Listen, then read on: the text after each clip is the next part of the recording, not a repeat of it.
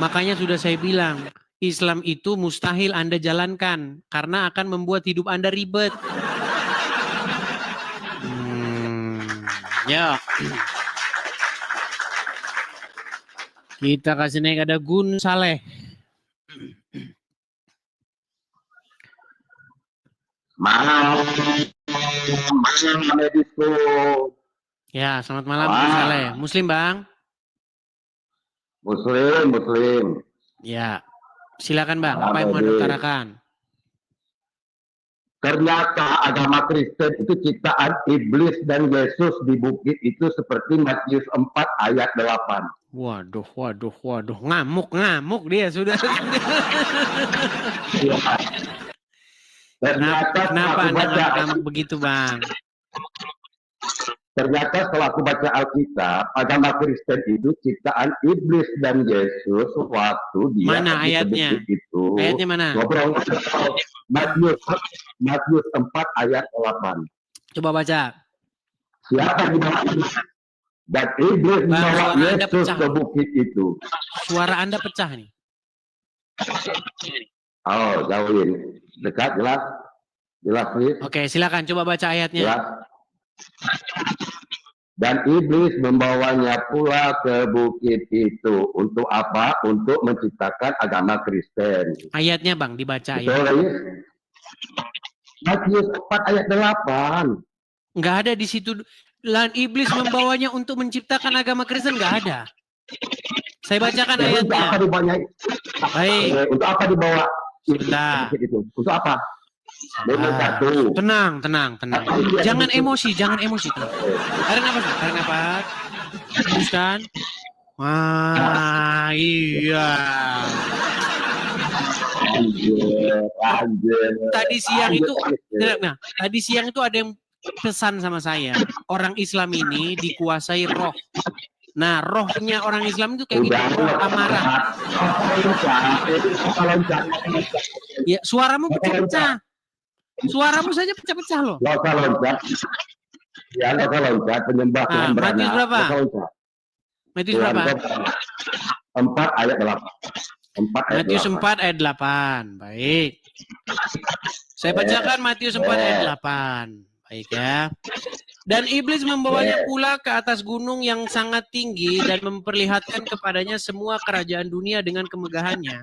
Mana di sini? Dan iblis membawanya ke atas gunung dan menciptakan Kristus mana? Siapa yang dibawa iblis? Yesus di sini. Ngapain dia ke bukit itu? Main catur dia? Mengapa dia ke bukit itu? Enggak ada main catur di sini. Ngapain? Dicobai. Jadi ngapain dia ke bukit itu dengan iblis? Dicobai oleh iblis. Ya. Oh, Tuhan kau dicobai oleh iblis untuk untuk apa? Tetapi iblis tidak mampu mencobai iblis. Tetapi iblis tidak mampu mencobai iblis. Ya. Udah kita lanjut ayat selanjutnya. Apa kata iblis? Jika engkau Yesus anak Allah, betul? Dan dia berkata kepadanya, semuanya itu akan kuberikan kepadamu jika engkau sujud menyembahku. Mau Yesus sujud ke iblis? Tidak mau. Kalau Yesus sujud, berarti iblis akan memberikan apapun yang ada, betul? Betul. Maka itu seperti kata Paulus, dengan matinya Yesus, maka hukum semua dihapuskan, maka itu kalian nggak ada yang haram kan? Kalian nggak ada yang haram, semua boleh kan? Saya pikir kamu membawa argumen yang bagus, ternyata kayak begini. Oke, sekarang gini aja. Gun, sekarang gini Gun. Tenang. Oh ya silakan. Terguncang. Enggak ada terguncang. Apanya yang terguncang? Silakan. Apa kata iblis? Apa kata iblis? Jika engkau Yesus sujud kepada aku. Gini, sebentar. Gini, Gun. Kamu pakai perangkat apa ini? Karena suara kamu itu pecah, kemudian kalau saya ngomong itu balik ke saya. Eko. Oke. Bentar, aku keluarin Bluetooth-nya sebentar ya. Sebentar.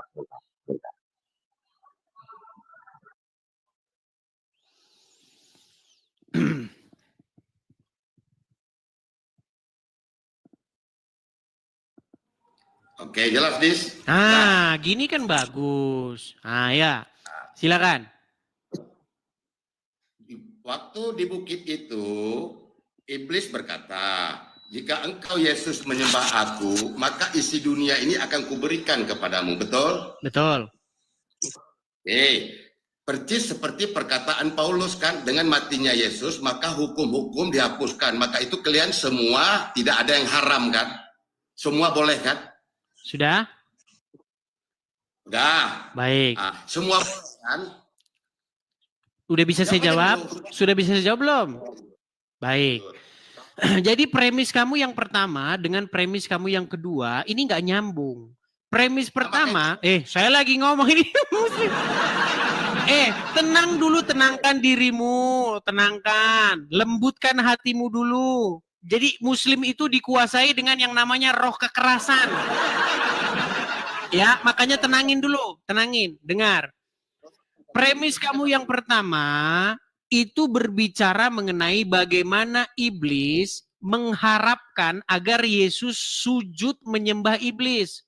Tetapi Yesus tidak mau. Seandainya Yesus menyembah iblis, maka Yesus menjadi hamba iblis. Nah, di sini iblis minta-minta disembah.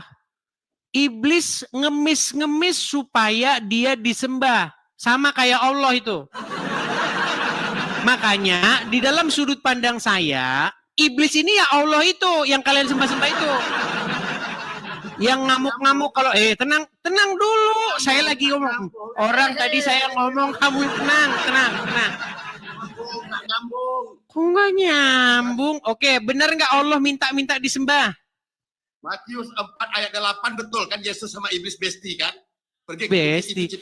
Kalau Yesus sama iblis besti, artinya Yesus mengikuti iblis. Tetapi di sini bahkan Yesus mengusir iblis, enyahlah kau. Perhatikan nih di ayat terakhirnya.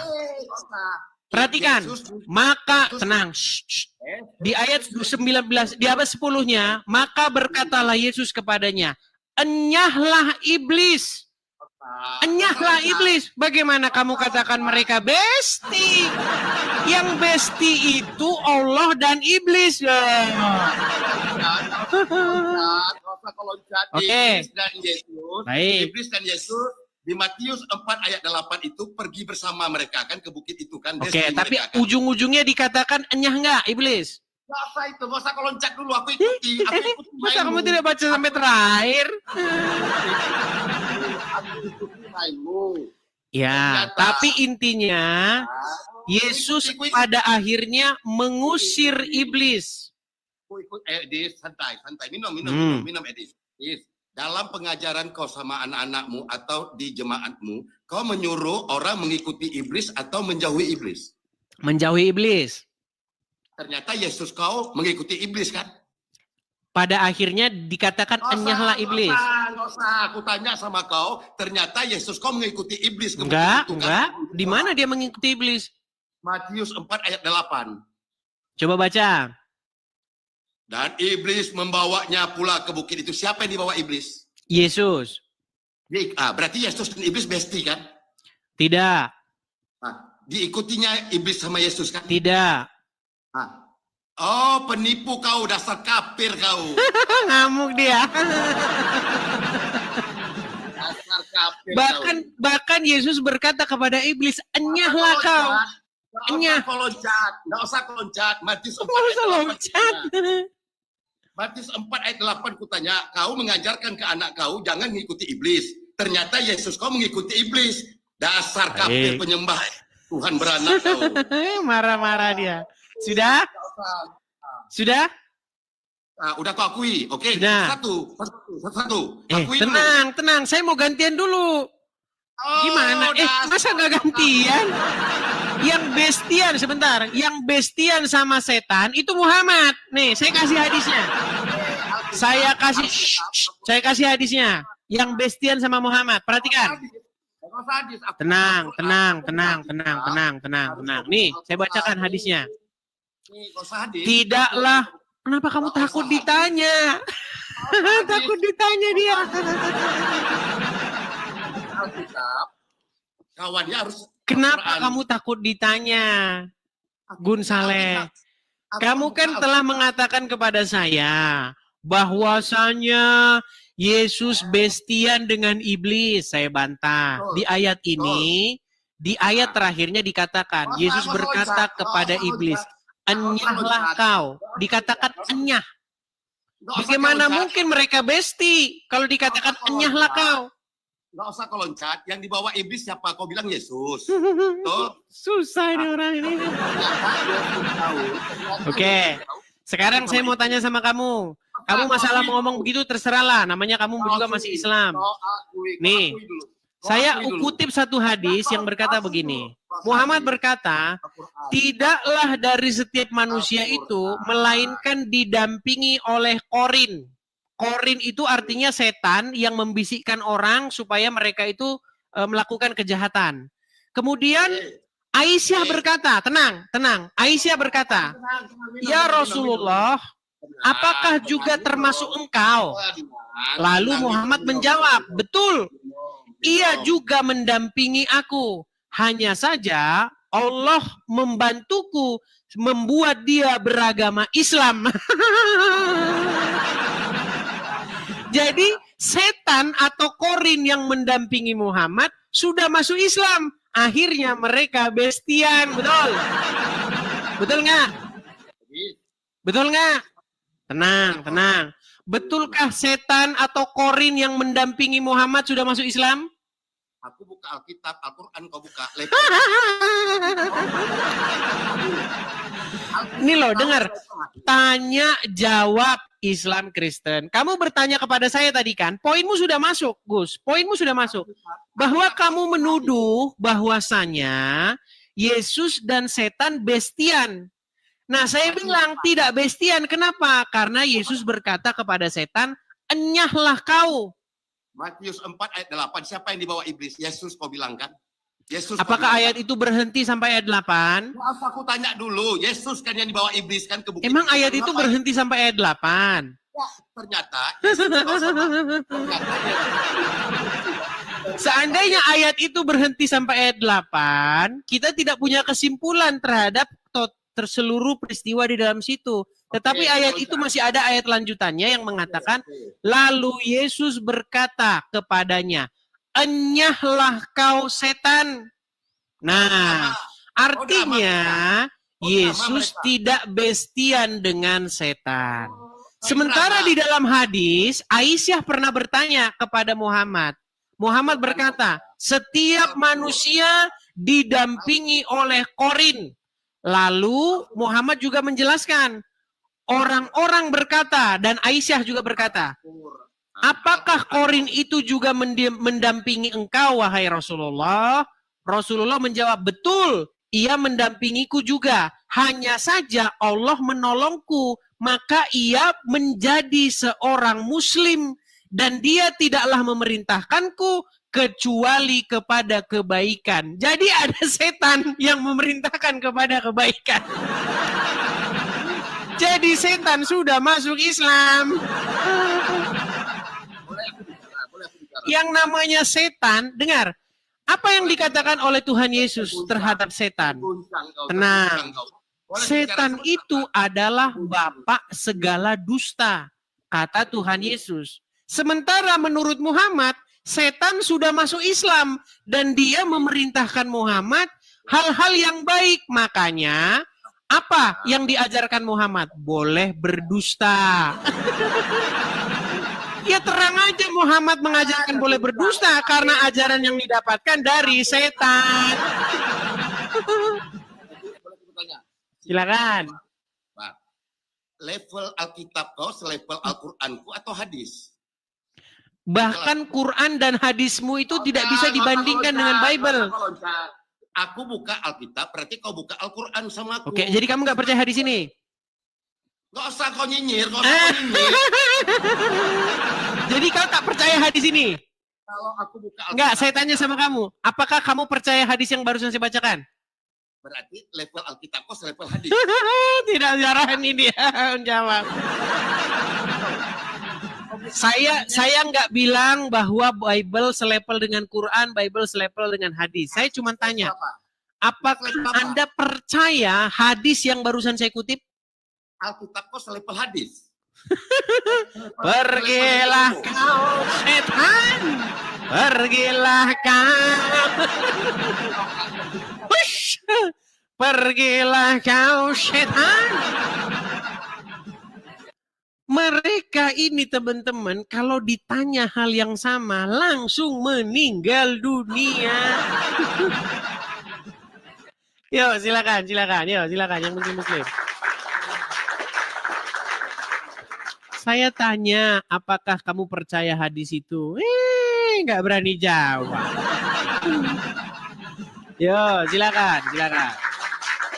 Yang muslim, ajukan permintaan naik, kita ngobrol-ngobrol santai. Oke, sebelum kita lanjutkan kembali ya teman-teman ya, kita iklan dulu teman-teman. Sekali lagi kepada sahabat-sahabatku, pemirsa Edis TV, terutama sahabat-sahabatku dalam Tuhan Yesus, teman-teman sekalian, kita ada program ya. Programnya di sini itu adalah mengadakan rumah apologet. Nah, jadi kepada teman-teman yang senang dengan channel Edis TV, yang suka dengan channel Edis TV, kita ada program itu. Programnya adalah mendirikan tempatnya. Karena kita berapologet itu di sini belum ada tempat. Nah, bagi teman-teman yang ingin mensupport Edis TV, teman-teman bisa support di yang tertera di layar ya. Teman-teman bisa tangkap layarnya, screenshot. Nanti kalau teman-teman ada berkat berlebih, teman-teman bisa ikut berpartisipasi, berkolekte atau memberikan persembahannya untuk mendirikan tempat rumah apologet. Ingat teman-temannya atas namanya Edis. Kalau tidak muncul nama Edis, berarti itu bukan saya ya teman-teman ya. Karena ada banyak sekali akun-akun yang namanya itu Edis TV, tapi bukan saya begitu. Ya, jadi hati-hati. Pastikan Anda mengikuti akun yang asli ya. Akun yang asli itu followersnya sekarang sudah hampir 650.000. Oke, kita lanjutkan kembali ya. Silakan tanya jawab Islam dan Kristen.